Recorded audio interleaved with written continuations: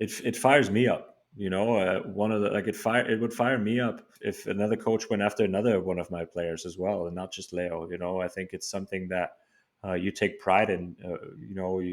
We're part of a team. If one of us gets attacked, we all get attacked in a sense, right? That's how I look at it, and you certainly feel a little bit more. There's a little bit more at stake than just advancing. There's a little bit more at stake than just going to the next round, and there's you kind of gotta want to shut him up a little bit. Welcome to episode 5 of the Player Manager Podcast. I'm Zealand Shannon, the Football Manager Pro, joined by Inter Miami's Julian Gressel, who had a busy week. How are the legs feeling, Julian? A lot going on. Yeah, a lot going on, but they're coming around again.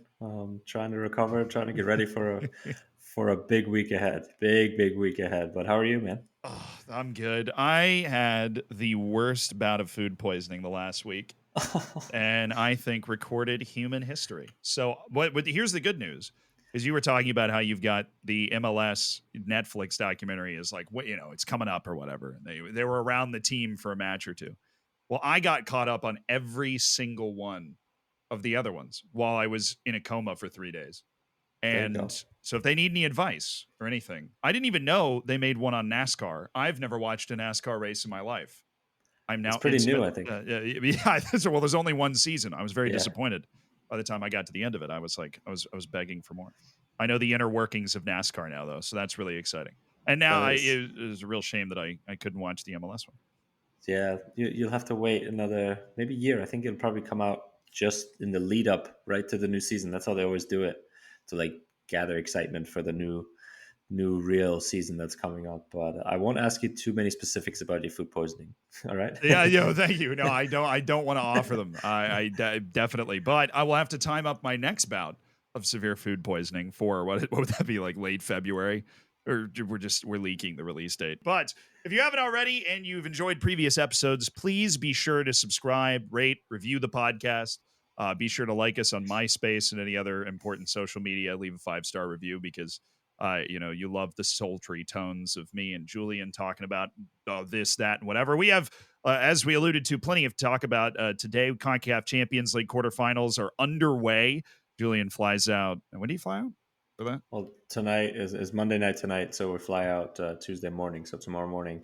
By the time this podcast comes out, at least if we can stick to our schedule, which there's like a 51% chance we can do that, then this podcast will be out the morning of the match, and you will already be in Mexico. We're going to talk about the first leg. Lionel Messi is, of course, back, and we have some fan questions and a special giveaway that you're going to want to be dialed in for. That is coming up. But first, there was a busy night against, Colorado, and that was Lionel Messi's return, which was particularly exciting. When did you find out that he was going to be back in action? Honestly, I think it was always the plan kind of leading up to the Monterrey game, even that one, it was a little bit too early for him. But then the next day he trained, and then with the whole team, and then I knew that he was going to be back Saturday. I knew that he wasn't going to start. I didn't know how many minutes he was going to play, and then I guess he felt pretty good in the days leading up. So it was 45 minutes, and didn't take him long to make an impact right away. But you can feel the energy change. You can feel kind of everything change when he's one part of the team, and even on the bench, but then two, obviously when he comes on and everything, and we can talk about that a little bit because it's something really, really interesting. And there was a huge immediate shift, and this is very interesting to me because it actually has ties to my University of Virginia, that we're going to get to in a second. But you're losing 1-0, right? You're losing to the Colorado Rapids 1-0. And if you know anything about MLS, Colorado is not a particularly good team. So that's probably not a great start to things. And then you have Lionel Messi get introduced for that, for the second half. Do you guys know that's happening beforehand? And if so, are you reacting basically on instinct? Like, okay, we're in the second half, the hero's here, and he's going to score a goal for us. Yeah, I mean, I think you look at the lineup and who was on the bench. I think it was always going to be a second half game for us. When you have the four guys on the bench, including Leo, then you kind of know, okay, we rotated a lot of guys in. A lot of guys had their season debuts and or haven't played a ton of minutes all year. So it was really about kind of keep it close to then hopefully figuring it out in the second half. And unfortunately, we had an unfortunate call against us in terms of a penalty. So we conceded in the first half, and it wasn't 0-0, even though I thought we did a really good job playing with that lineup, and those guys that kind of had to step in and played did a really good job. Simple as that, I thought. And for me, the plan was to only play 45 minutes because of obviously what's coming up, and I have played a lot. But then with the injury of Leo Campana, it kind of I had to play a little bit longer, a little bit extra, which was okay for me. It was only 10 minutes more. But yeah, you certainly know that, okay, we get to halftime. It's a 1-goal game. We knew that we were in the game and we had a chance, So it wasn't too big of a worry at that moment that we would go down 1-0. It was kind of just about, all right, let's not lose the game in the first half. Yeah, it's such an interesting mindset to me. You're starting the game and you're going basically, all right, we got to get to halftime. If we get to halftime, we're going to have our legs in the second half. That penalty must have been a real heartbreaker then at that, because the penalty was in the 45th minute. I mean, it's the last significant action before you actually get to the halftime mark where you're like, all right, Leo's coming in. Rafael Navarro with the opportunity to give the Rapids the lead. Still a step, run up. He goes the same way. So did Callender, but there was so much venom on the hit. The goalkeeper couldn't stop it, and the Rapids have the opening goal. Yeah, for sure. I mean, it's something that, like I said, I thought we played a really good game actually, so I wasn't really too worried. And even with 1-0 at halftime, I was okay with it.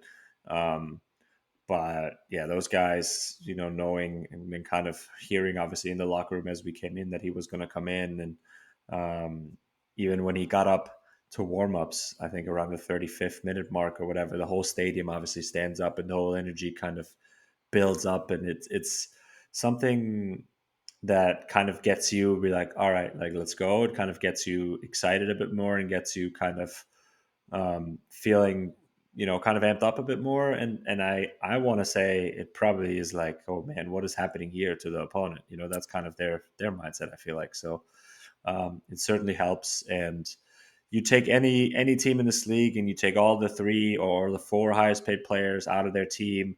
I think every team will say the same, that this is obviously a game where you rotate and you try and manage until your best players that are paid the most, right? That's how this league works, enter the field. And that's how it was for us. And that's why I think everybody also on our team understands that, right? So I can say this like that too. Yeah, I feel like they used to talk about Sir Alex Ferguson at Manchester United, that he would come up to you and he would say, you're not going to play in the next 3 games because I really need you for this 4th game. And then you'd be sitting there wondering whether you just got benched or he had a ton of faith in you and wanted you to just really needed you for this 4th game. I feel like Tata would be the type of person that would communicate in the same way, where he goes, all right, this is the unit that's going out here today.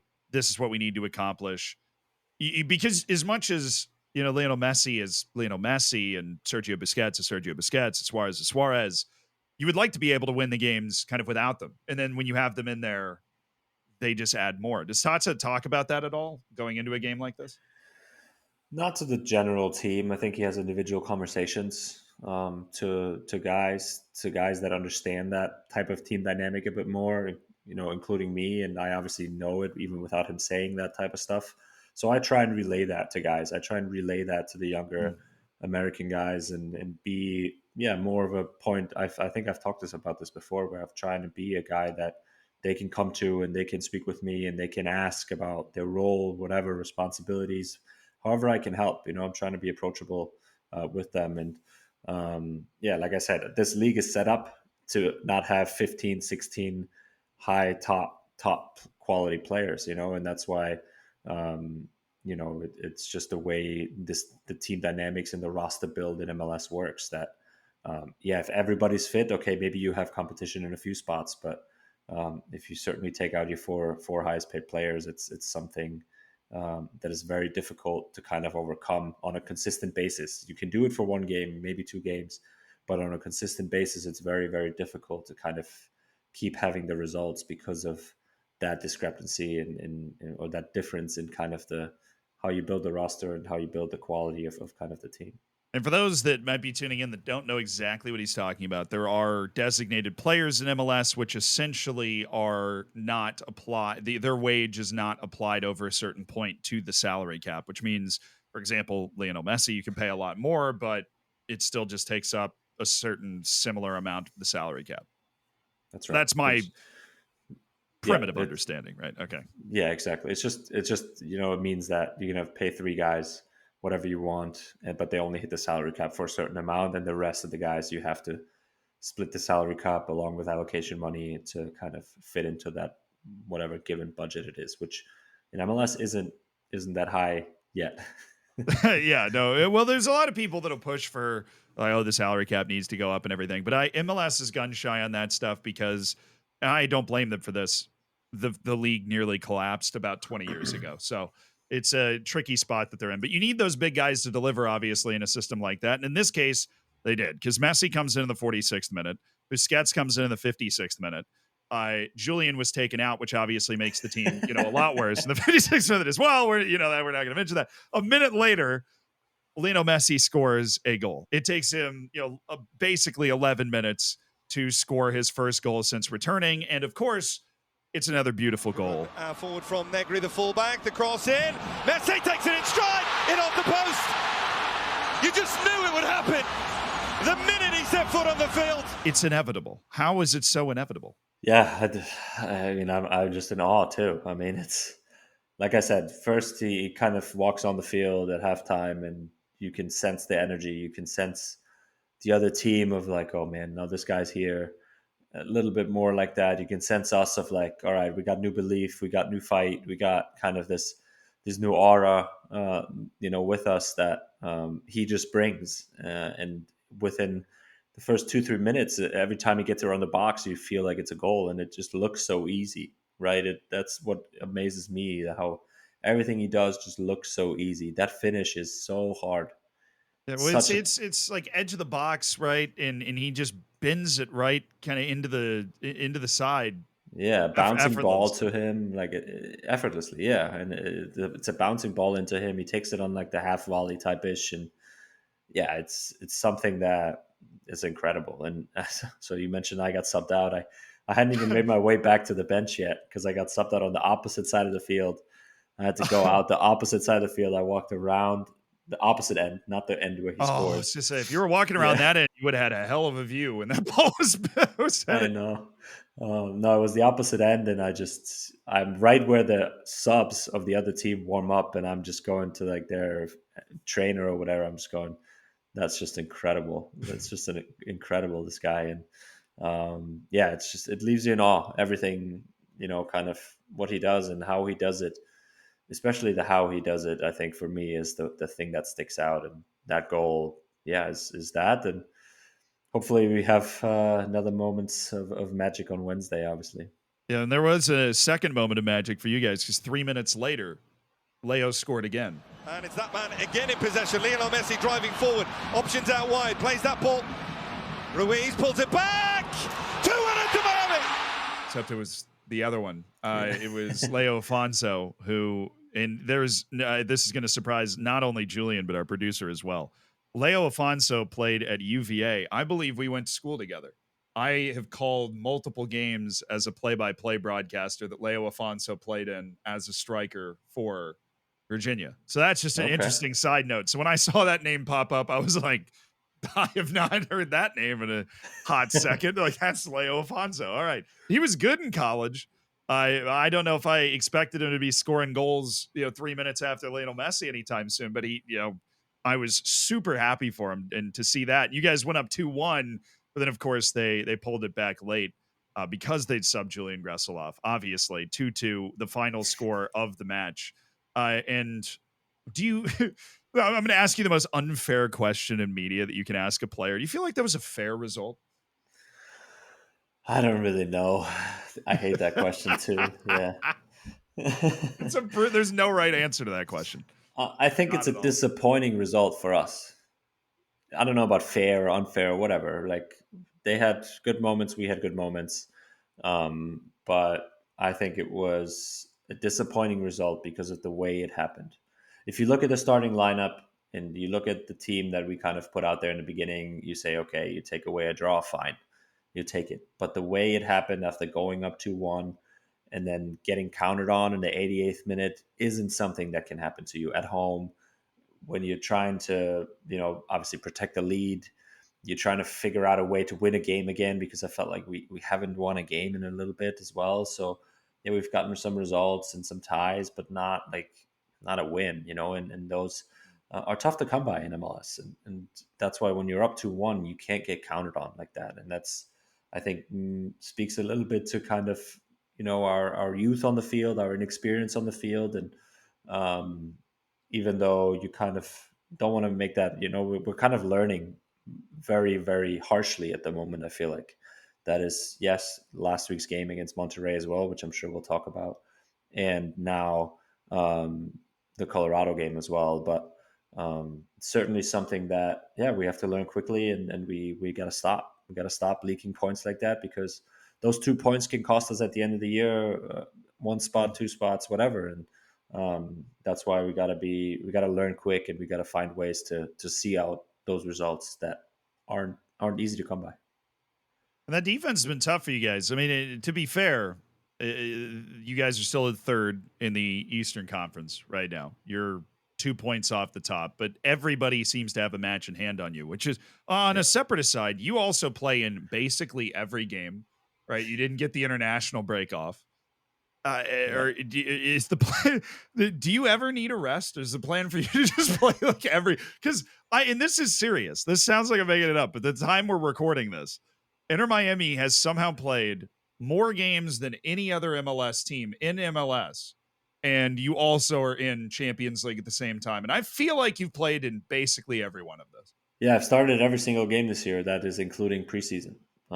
So I've definitely, played a lot of minutes already, played a lot of, good high quality minutes and important minutes, which I'm obviously happy about.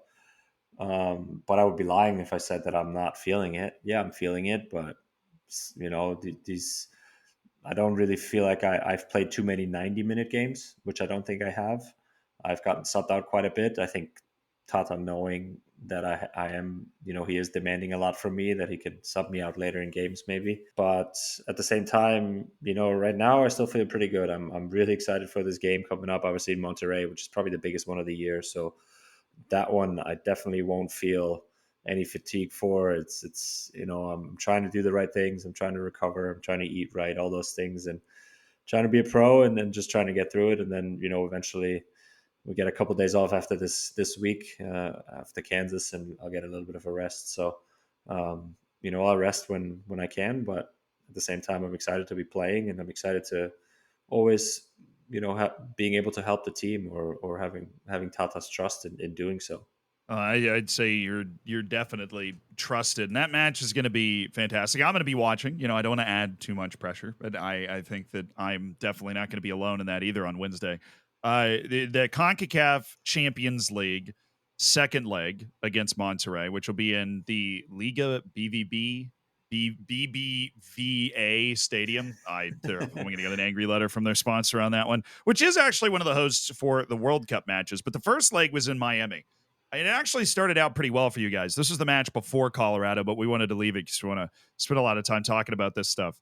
In that match, it started well. You assisted the first goal off a corner. Gressel at the near post. It picks up. It's in! Put it on last! Who even cares? Inter Miami have taken the early lead. Another Gressel special delivery. Really, that's your trademark now. Yeah, I guess. It was a good start. It was a good start to the game, where we wanted to kind of start well, and we wanted to set the tone, especially at home. All of that, and that certainly felt good. I felt good in the game, and with the 1-0, it was something that we felt pretty confident and we felt good with. And then the second half kind of transpired in a way, a little bit of kind of not the way we wanted to. Obviously with a sending off, and then we had to go down to 10 man, and then it's tough against a good team that we've talked about this before, where a good team knows how to take advantage of those things. And Unfortunately, they did. It took advantage of a couple of mistakes from us, and then punished us in a way where now we're down 2-1, and we got an uphill battle to kind of fight back. But certainly, yeah, a game where I feel good about because of kind of how we played and kind of how I think we kind of match up with them, especially now with Messi back. He obviously wasn't there for the first leg, but again, another game where we kind of just gave the game away in a sense, where we kind of let them take it, and that's obviously frustrating and kind of something that you don't want to end your Champions League run on, if it comes on that. Yeah, and it started in the 65th minute. You guys actually got a red card. Walk me through what happened there. Yeah, so I think David Ruiz had gotten the yellow card before. I don't know if it was in the first half or second half, but in that moment, I think it was just a tough play where he gives the referee a chance to make a decision. If it's a second yellow or not, we can debate a little bit, but I was gonna say, if you're the ref, are you giving a second yellow card? I think the second yellow card is more of a yellow card than the first one that he got. So I think the second yellow, is where he kind of like elbow checks him a little bit into kind of the face area. So it's just a little bit of a stupid play, I want to say. Where David knew it immediately after. He apologized to the team and apologized to us, and I think it's something, obviously a young player, he will learn a lot from that, and kind of will be better moving forward with those situations, especially being on a yellow in a big game like that. But yeah, so it's something that obviously hurts us, where we go down to 10 men against, like I said, a good team that was able to possess the ball already a good amount, but not really threatening a lot, and now with a man down, you obviously have to double the work, and you kind of need to shift more, and you need to cover more spaces, and it's just everything is a little bit more a little bit harder. Every meter becomes a little bit longer, and that was something where they took advantage of, unfortunately, really quickly too. That was kind of a tough one. Four minutes later, but when the sending off happened, did you I mean, at the time, were you thinking, oh no, or were you pretty confident you guys would be able to see it out? I was upset. I was frustrated because I knew I almost would have rather been scored on and been with 11 than getting the red card with 1-0 up, because I knew how much harder it is to generate offense yourself, in a sense, right? Yeah. And how much harder it is to get chances yourself with 10 men. So because I knew that we have Luis Suarez up top, for example, in that game, and I knew that we give him one chance, he'll bury one, and then score another one for us. So to get him into those goal scoring opportunities, I felt like we needed 11 players, and it ultimately proved that way. But unfortunately, they scored off a corner, which is not even that they broke us down much. It was unlucky. Well, the ensuing corner swinging counter stays at home, and what a recovery save! The rebound is in. It's Maxi Meza who ties the game for Monterrey. The ball hits Busquets in the face, and it bounces to Drake. He makes a good save, and then the ball bounces like a half a yard away from me, where there's two guys standing right next to me, and one of them scores. And in that moment, I'm not marking, right? I'm not marking a player. I'm just in the zone. I'm trying to clear the ball out. And as it hits Busi, it's just whoever reacts quickest. And unfortunately, the ball just kind of bounced. I was probably like a quarter of a second too late there to clear the ball away. And the guy got in front of me. But unfortunate. And then, ultimately you hang on and you think 1-1, okay, hoping that Leo's back for the next leg. You obviously, anything's possible, which still is now, by the way, right? We're down 2-1, but it's still possible now. So, and then, late in the game, you kind of get scored on, a little heartbreak almost, and certainly hurt that goal. This is incredible patience. Oh, this is a poor Gomez let it roll right past him, and now the shot through traffic. It's a goal! Monterrey take the late lead. What a finish through traffic there, and it's Jorge Rodriguez. Did you see that Yeah, goal? yeah. 89th minute, I think it was, but just an absolute beaut. I mean, if you've got plenty of ball knowledge, you've seen this type of goal before. But basically, the clearance finds a guy, Jorge Rodriguez in this case, edge of the box, right-footed guy from kind of the left side, but not so far left that he's like reverse Arjen Robben. And he just kind of feathers it into the top corner, far side, just bends it like Beckham, but against Beckham's team, and Yeah. just places. There's nothing Drake Callender is doing about that. I don't think that it was something that he probably could have saved, but those types of goals, especially when you get it, you kind of get it clear at first, have got to be so deflating. Yeah, for sure. I mean, you can. I think there's still a way for us to get out of that situation a little bit better in terms of kind of clearing it, actually clearing it, right, and just Yeah. getting rid of it, and kind of seeing the moment, right, of like, okay, we don't need to be cute, we don't need to be pretty here. It's the 89th minute. We're down a man. It's 1-1. We'll take the tie. Whatever. We move on. Just boot it out wherever it goes, right, and we deal with the next situation later. And unfortunately, that didn't happen. And then, yeah, like you said, it's a great strike, a great little placement in the top corner, and yeah. I got a push notification the day after this game. You're laughing. You probably know where I'm going with this. I got a push notification the day after this game, which I think I still have saved if I have my phone sitting around here somewhere, because I wanted to investigate it more.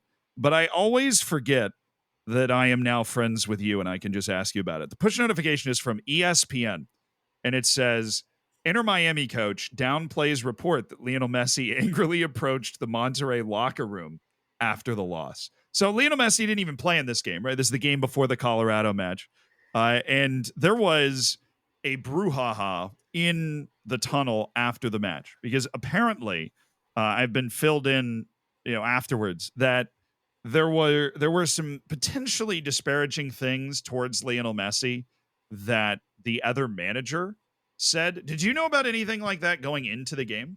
Yeah, I heard those comments. I read the quotes and all of it. I think most of us on the team did, and um, you could certainly sense that they didn't really like that.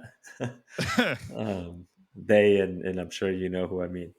Right, yeah, So no, well, honestly, you probably just send Yassine in there if you really wanted to just take care of business. Just have him blow a few doors down for you. But what was the for the uneducated, the uninitiated? What was the gist of what you were familiar with going into the game?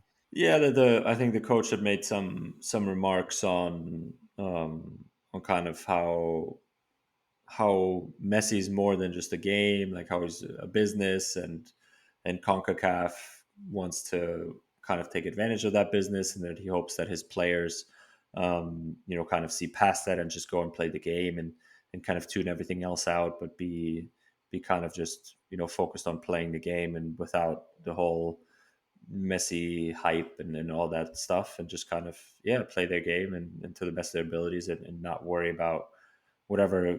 I don't know if he was alluding to the referees or not, or whatever. So that's how I understood it, and I would have certainly been offended by that too, because it is a game, and like I don't really understand why he had to make those comments anyway, because there's no real warrant for it beforehand. Nothing had even happened yet, so to do that, without even having any evidence of any of that is a little bit strange in my opinion. But he did it, and it led to whatever it led to. Whatever it led to. Was there any during the game? Were there any kinds of exchanges? I mean, obviously you were on the field the whole time, but were there any exchanges that you could see, or the coaches maybe being more animated, or incidents, with the ball going out towards their bench, or any of those sorts of things? Not really. I mean, it was an intense game, right? It was an intense matchup, so I knew that it was going to be like that, and that obviously added a little bit of fuel to it. I feel like maybe, but at the same time, the referee had moments where he wasn't at his best, I felt like, and they kind of could have managed it all better, especially later in the game. Um, but those are just the referee's decisions. I don't know what they're influenced by, how they're influenced throughout the week leading up to the game, what they do to prepare, all those types of things. So I don't want to speak on that, but yeah, I didn't really notice too much um, else. Any extracurricular activities, especially during the game or halftime or anything like that. I didn't notice anything. Obviously, there's reports of the stuff that's happened afterwards, which you want to kind of summarize that for people a little bit Right. before I Yes. get into So that. I'll lay down the timeline for you. So basically, while Julian is still on the field being an upstanding citizen, thanking the fans, waving to the wife and kids, there are people kind of walking down the tunnel essentially. And the Monterrey players and staff and the Inter Miami players and staff, namely Lionel Messi, start to get into it. And based off of what is a collection of loose reports, I will say, from people that were kind of around there. This is all hearsay because there doesn't seem to be any audio or video of the actual event. There was a lot of name calling, which basically angry people in people's faces, pretty up close and personal. This was beyond a shouting match from across the room. This was a shouting match in a phone booth.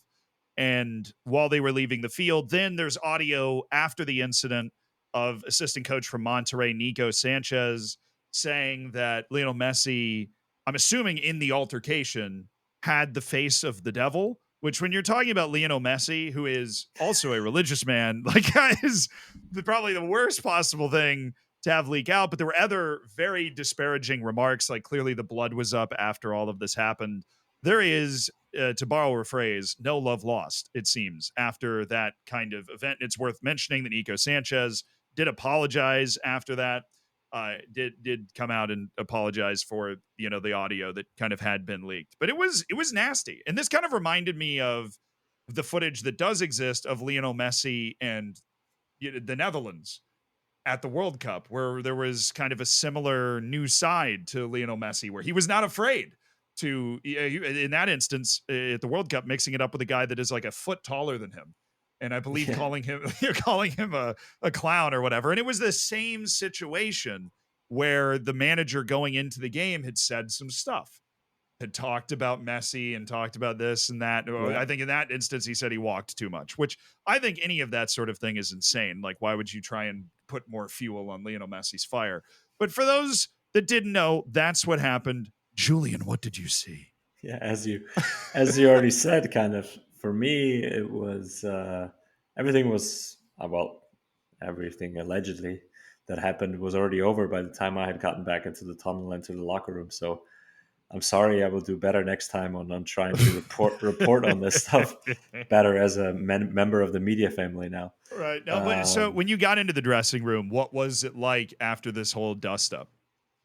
Yeah, so I go out, I see some people in the stands that are always there to support me, and I go into the tunnel and everybody's kind of just standing. I see Yassine standing. I don't see Leo or any of the players standing there anymore. I see some other guys talking with some of their opponents, our players talking with some of the players, just talking normal, like friendly. But I see a lot of security people. So everybody kind of a little bit on edge, kind of just like standing quietly. The energy definitely felt like something had just happened, which I don't know, and I am not sure. I just kind of walked in and obviously a little bit annoyed with kind of how the game went. Actually, quite a bit annoyed with how the game went. I kind of just wanted to go inside and then kind of leave, shower up and get out of there. And yeah, so I can't speak to what happened. I can't speak to those comments from the assistant coach. I can't say Leo had the face of the devil, which I don't know if that is ever true, even when he's mad. But yeah, it's something that, I'm sure something happened. I'm sure there was a little bit of an altercation. I don't know to what extent. I don't know what exactly happened, but I will say this. I think to have a little bit of an angry Messi, I think showed the situation you just described at the World Cup is something not so bad if you want to talk about us and our chances. For him to obviously now being back on the field, he's able to influence that much more. And it fires me up, one of the, it would fire me up if another coach went after another one of my players as well, and not just Leo. I think it's something that you take pride in. We're part of a team. We are, if one of us gets attacked, we all get attacked in a sense, right? That's how I look at it, and that's how I want to see it. That's why I also, saw those comments before the game, and I felt like that. Okay, we needed to protect kind of that, whatever comments he had made before the game and it within the game as well. And you certainly feel a little bit more. There's a little bit more at stake than just advancing. There's a little bit more at stake than just going to the next round. And there's, you kind of gotta want to shut him up a little bit and try and win it, to like show him, okay, this is not the case of what he had said. And yeah, I'll kind of just leave it at that. I think that's a good spot, and it certainly gives me a little bit more fire for this upcoming game, which will be extremely difficult to go there and turn around a 2-1 loss in a sense. So yeah, any type of extra motivation that we can get, we certainly have it, I think, and we'll go there, not lacking any of kind of the ambition and the motivation to turn that leg around. The pause while I Google if the CONCACAF Champions League uses away goals. They do. Yes, They do. it does, which means that 2-1 loss.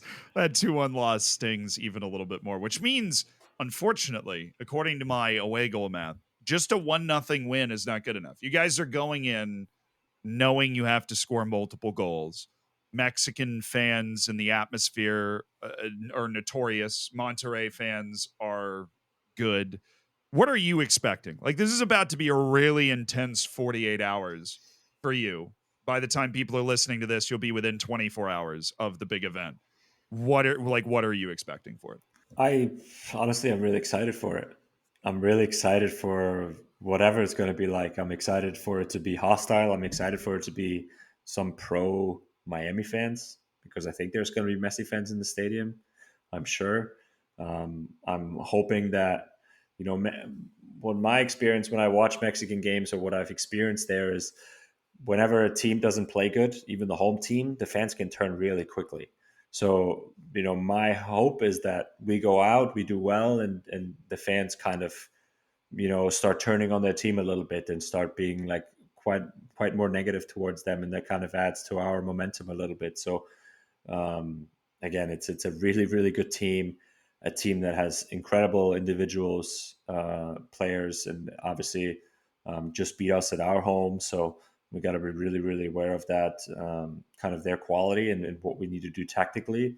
But I also said that after the first game, that I feel like they gave us, or that first game gave me a good feeling of, okay, I think if we do our thing well, and if we play the right way and we play well, then we can beat them, and we can win and advance. And that's something, yeah, I'm kind of picturing, I'm trying to picture positive thoughts. I'm trying to picture this positive moment after, and trying to picture celebrating and stuff. And that's kind of what I'm trying to visualize. But at the same time, obviously knowing that it's going to be intense, it's going to be a lot of work, and it's going to be one of the toughest games I think I'll probably ever play in my career. And that's something I'm really looking forward to now.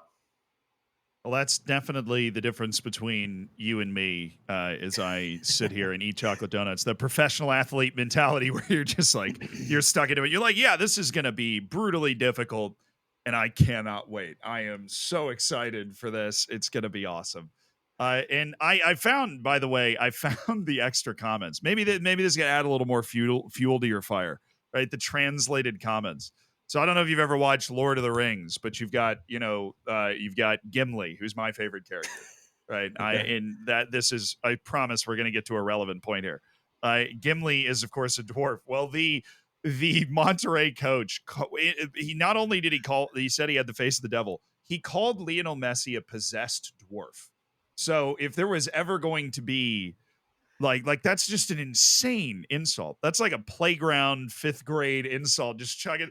I mean, that's more colorful than I feel like you would normally be right after a fight, where you're just like, what is, this guy, you'd normally be like, oh, this guy sucks, or something way more colorful than that. I honestly don't know what I'm allowed to say on this podcast or not, but you'd be like, he called him a possessed dwarf. No wonder he apologized. Lionel Messi's legion of fans was probably trying to seek and destroy this guy at a certain point. Like, that is crazy. But hopefully that helps. Does that doesn't make a difference, does it?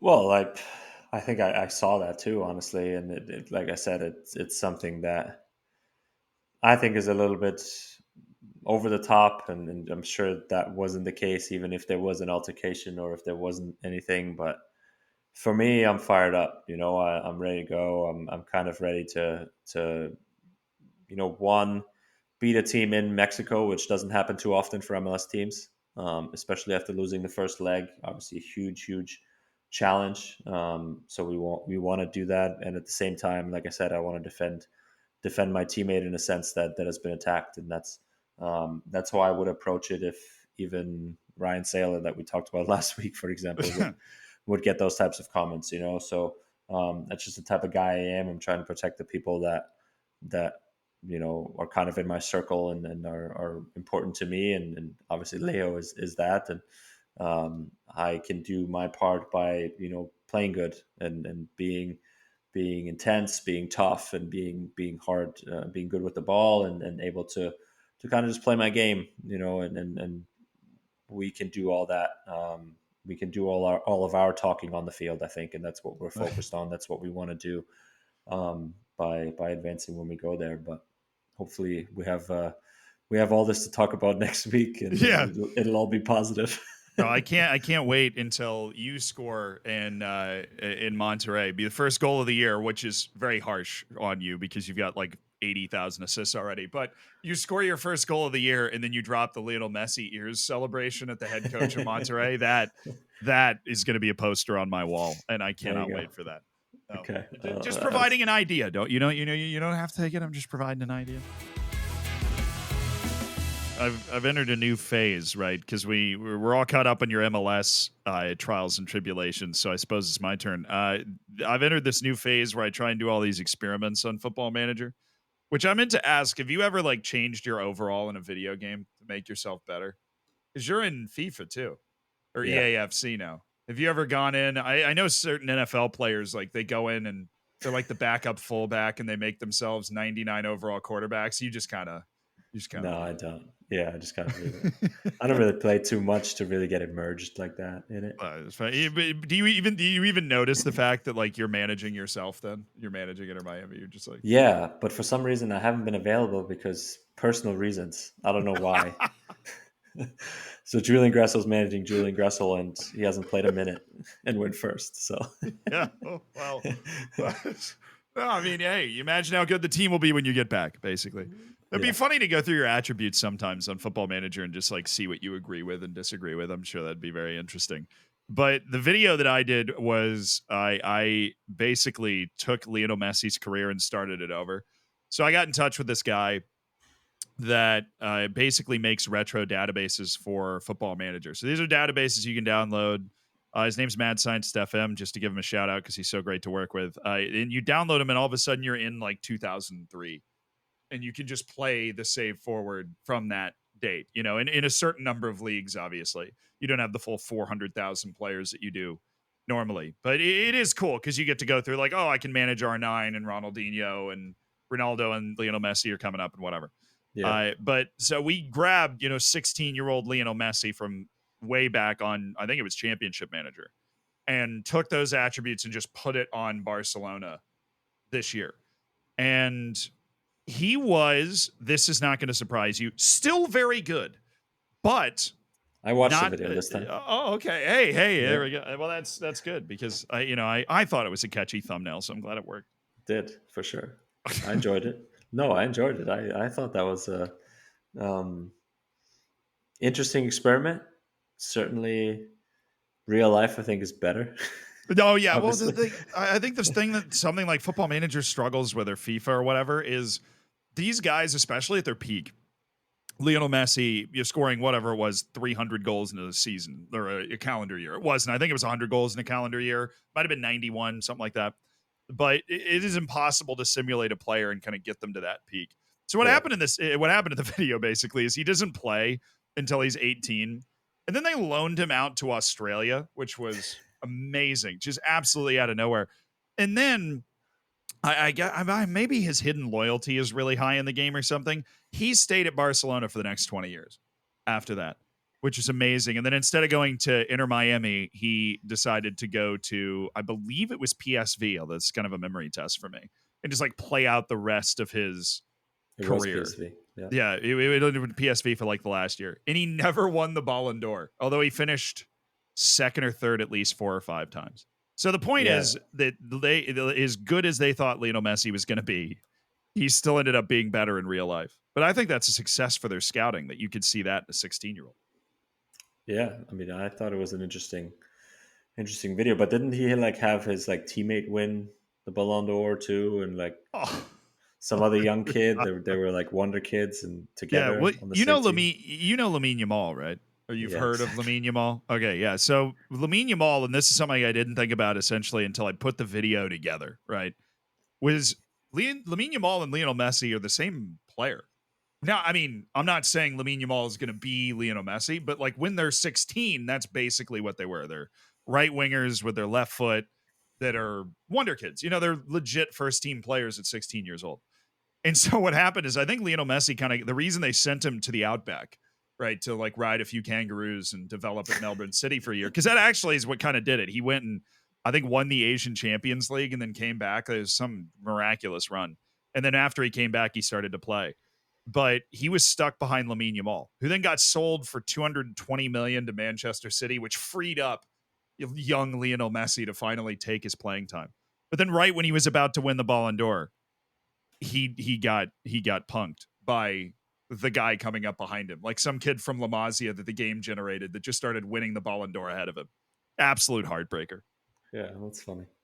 That's funny. It's cool how you can make these kind of simulations like that. Maybe one day I'll jump on a stream with you and we can simulate my career or something like that. That'd be interesting. Well, you know what I've also done with Lionel Messi, and this is at least on the surface one of the stupidest video concepts I've ever done. Like sometimes I think of something and it just makes me laugh, and I'm like, I don't know if this will work, but it'll be funny. And we took a copy of Lionel Messi, like in his prime. We just picked a year. I think he was like, or no, at 18. So when he was already amazing, like Ballon d'Or level player. We took him at 18 and we put one Lionel Messi in literally every country in the world. Like even nations like Scotland, Wales, Tajikistan. There was a Messi in every single country. And I didn't even know what was going to happen. We just simulated it. Like same position, everything. Just it was Lionel Messi in every single country. And it's great because you get to the 10 years in the future, you're in the Premier League. The entire front 5 of Manchester United or whatever is just 5 Lionel Messis, but we named them the countries. So it was like Solomon Islands is on right wing, like, you know, Afghanistan's on the left wing. We've got, you know, Papua New Guinea at attacking midfield. It was absurd, but it was so funny. And now I'm envisioning this world where we just put one Julian Gressel in every country in the world. And we just see who the last Julian Gressel standing is. It's like a Julian Gressel battle royale in Football Manager. That's funny. Yeah. That'd be hilarious. That would be fun. Yeah, and we gotta do a stream at some point. Yeah, maybe when you're not starting every single game until the end of time, that would be a fantastic idea. But we don't want to forget about the fan questions. And one of them is actually for me, so I'll read that one first so that I feel cool. And the question is, Z, if you were in charge of Inter Miami in FM, what formation would you choose, and who would you start, and what would their role be? Which is a very, very, that's a great question, because if anything, Football Manager has probably prepared me to answer this question, which I answer on stream about 40,000 times. If you want to ask these questions, by the way, be sure to follow us on Instagram. Also, you get some lovely excerpts from the podcast as well to whet your palate for listening to the actual stream on there. But on Instagram, you can ask these questions. And obviously, I'm putting Julian Gressel at striker right up top. Just send Luis Suarez to the bench. I want Julian Gressel. I'm going to put Lionel Messi behind him as like a 10. No, okay. Actually, hear me out. Here's how this is going to work.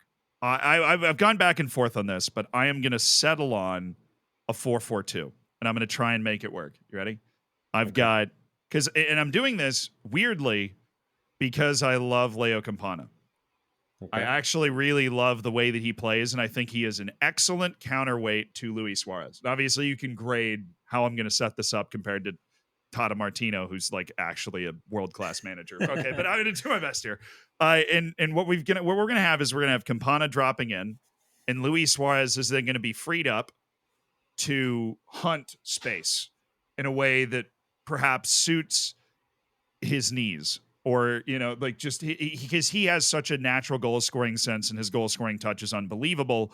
So with Leo Campana using his physicality to be played off of in those instances where you need to play up, I know Luis Suarez is a world-class technical player, and if you want to play off him, that's great, but I think Campana can do that job well enough to help facilitate a spot for Luis Suarez. Nobody uses a 4-4-2 anymore, so this will probably be more like a 4-2-3-1 with Campana sitting underneath Suarez. You could switch that if you're really in possession and you just want the big body in the box and then have Suarez drop in. I'm going to give a way too complicated answer to this question, so just put your seatbelt on here. Right. Leo Messi is going to be the right wing. He's not going to do anything that a normal right wing would do, obviously, on a 4-4-2. He's just going to be you stick Leo Messi over there and you just go, dude, do whatever you want to do. And then the right midfielder is going to be Julian Gressel, who is going to be what is in Football Manager called a Metsala, which is basically as Leo Messi cuts in to that space, ideally right behind Luis Suarez, who would be like the right kind of striker. Then you shoot into that gap where you're kind of comfortable anyways, just on that kind of right flank off the corner of the box where you play a spectacular pass. And then we have, there you go. And then, I mean, that's not flattery. I get sent the highlights all the time now after we started this podcast. I mean, if like you are fantastic at delivering that ball just on a plate. And, in my team, we value that. I want to put you in that position. And then the other midfielder is going to be Busquets. He's going to drop in between the center backs and assist with, I mean, he's the same as Messi. You just go, hey, man, you're playing the position you always play. Go do it. Right. Yep. And then you've got Jordi Alba on the left side. Obviously, I'm going Calendar in the middle. And then the back four is interesting. I think I'd probably go Wygant on the right. And then you basically have a back four in defense that's like a back three in attack. Maybe I'm getting a little too Pep Guardiola here. But then you have sounds like it. Yeah. But you have like, you let Jordi Alba go up, right? And then you have your three where you've got basically wide center backs that can step up, but you don't want them to go too far up. And then you've got the guy running point in the middle. You need some athletic guys in there. Yeah. They're covering a lot of. Well, they're basically the lid on everything, right? And gotcha. There needs to be good cohesion so that one of those guys doesn't go too far up, or that they both don't go a little too far up, and then you got one guy back and you're freaking screwed. And then left wing, I got to stick my boy Leo Afonso in there. He used to play that at UVA. He could probably do it. That's just going to be the kind of workhorse that's like collapsing in front of Busquets while he drops back, and frees up Jordi Alba to be essentially the normal left winger. So because I'm about to run out of oxygen, that is that is how I would set up Inter Miami. I'm not going to lie, I'm a little bit confused about your tactics. So you're going to have to kind of walk me through it on a tactics board eventually. I feel like it's like the videos from the old Prime video from like 3 years ago where Pep Guardiola, I think it was Amazon Prime, followed Man City around. Pep Guardiola just moves like 20 things on the board, says a bunch of gibberish, turns around, and he's like, okay, guys. And just nobody says anything. They're like, all right, let's do it again. So after about an 8-week preseason, we'll have your tactics down. And we'll be ready to roll. Don't worry. I've already got my whole Football Manager preseason stuff figured out. But thank you to I'll institute that. It'll be no problem. Mr. Roadback, thank you so much for that question. I, at least, really enjoyed coming up with an answer to it. The other question comes from Ted Paulson. It's for Julian. It says, what do you eat on game day? And that is, I'm actually really curious. So I don't know. You might not even know this, but I'm pescatarian, so I don't eat any chicken or any meat. So I only eat fish. But even on game days, I'm a vegetarian. I don't even eat any fish. I don't know why. It's just kind of, I feel like I can digest everything a lot easier. Sometimes some oatmeal, sometimes, a little bit of potato or banana with some peanut butter and jelly sandwich, like things like that. So nothing nothing really, too crazy. Too kind of. I go to this Asian place, I eat that all the time, or whatever. It's really simple, clean, healthy, whole foods. That's really what my usual diet is anyway. So That's probably how you avoid food poisoning. yeah. To be honest. Then we have another question for you. Francisca Jazer, I hope I pronounced that right, asked, how's the food at Inter Miami, like at the facility? Do you guys have meals together and just take some home? Yeah, so we get lunch and breakfast always at the facility. So in the mornings, breakfast is available pretty early. I think like 7:30, up until I think we usually train at 9:30 up until 8:30, 8:30, 8:45. There's breakfast available.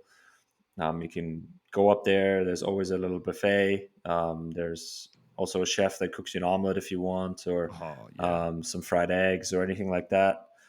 So yes, we eat together, but that's more of an open time frame. It's really about, whenever guys come in, they can go up there to the cafeteria, eat, and then do whatever they need to do to prepare for training. I usually just come in, have a coffee, grab a little bit of something sometimes not. Depends kind of how I feel that morning. Um, but I always have something in my stomach before training usually. And then for lunch, it's the same deal, where they always have fresh salad bar for us, always have some type of buffet where there's always different types of meats, fish, and then uh, you can eat there. You can take your boxes to go. You can um, yeah, it's just an open time frame. You can kind of decide for yourself. So there's no real meals together that have to be eaten together while we're at the facility. Now, when we're on the road, it's different, right? When we're traveling like this week, we will be having all meals together. There'll be a buffet at the hotel, just like in ballrooms, all those types of things. Um, pretty much your standard buffet, not standard, but like the type of stuff that I've just described, kind of, Yeah. whole foods, healthy foods. And we do have a chef that flies with us, that travels with us. He is unbelievable. He cooks incredible. So the food is really, really good. So he is now, today's Monday. He just flew to Monterrey today. And obviously the team, we will get there tomorrow. So he will have everything kind of ready and prepared for us while we're on the road, which is something that is a pretty unique to us in MLS. I don't think I've seen that before. No other team really has that, I think. So it's a nice little perk that we have at Inter Miami, that we have a chef traveling with us, and he just cooks incredible. So that's quite nice. Yeah, I don't have chefs travel with me on my FM saves, but maybe we can change that at some point. And I've got one Yeah. more question for you from the sixth mid on Instagram. Said, Julian, have you tried mate with Messi or Suarez yet? Well, to get in with Messi and Suarez on their mate, I feel like it's really, really difficult. I haven't asked yet if I can have a sip, or I can have one with them, but I've certainly tried mate. And I think, as you can see on my throughout my Instagram stuff, I've also I drink it quite regularly, to be honest. Not every day, but every 2 or 3 days. Usually, I have some at home. I quite like it, to be honest with you. It's certainly an art form. It's a little bit of a process to kind of get it set up and everything, and to do it the proper way, which I try to do it the proper way. It hasn't. Sometimes it works, sometimes it doesn't. So I'm still getting better at it, but I like it. I like green tea, so I wanted to try it, and I've certainly taken a like to it now. And I feel like as you drink it more, the more you like it. You get accustomed to the taste a bit more, and it was quite bitter at first, but then it's something that you kind of grow on, like you like eventually. Have you tried it? See? No, I've never tried it. No, I have actually, instead of having tried it, I have Googled it while you were talking about it to discover what it was from that fan question, because I never was quite clear on what mate was. My mental understanding was it was some sort of, because I grew up in Florida, so I at least heard it mentioned before, but it was some sort of South American coffee tea thing, and that is basic. That is what it is. It is a native South American drink that I believe it seems fairly similar to tea. You were just referencing it's kind of near tea. I mean, it's basically dried yerba mate leaves in hot water. There's a lot of different variations of that, but it is South America's variation of putting dry leaves in water and then drinking it. Yep. Yeah. Okay. And it really tastes like tea. Obviously, there's different flavors. There's different companies out there that make it differently. There's the more original ones. I think those are more bitter. Then there's other type of leaves with the mate at times. And what I know is that there's actually a ton of health benefits to it, right, as well. So there's antioxidants and nutrients in there that obviously boosts energy because it has caffeine in it, and it enhances your physical performance. So I see why they do it. Caffeine is a performance enhancer in a way, if you didn't know that. Where I'd usually drink a ton before, not a ton, but a good amount before games, to give me kind of that alert boost and that kind of performance enhancing, within the legal limits, I guess.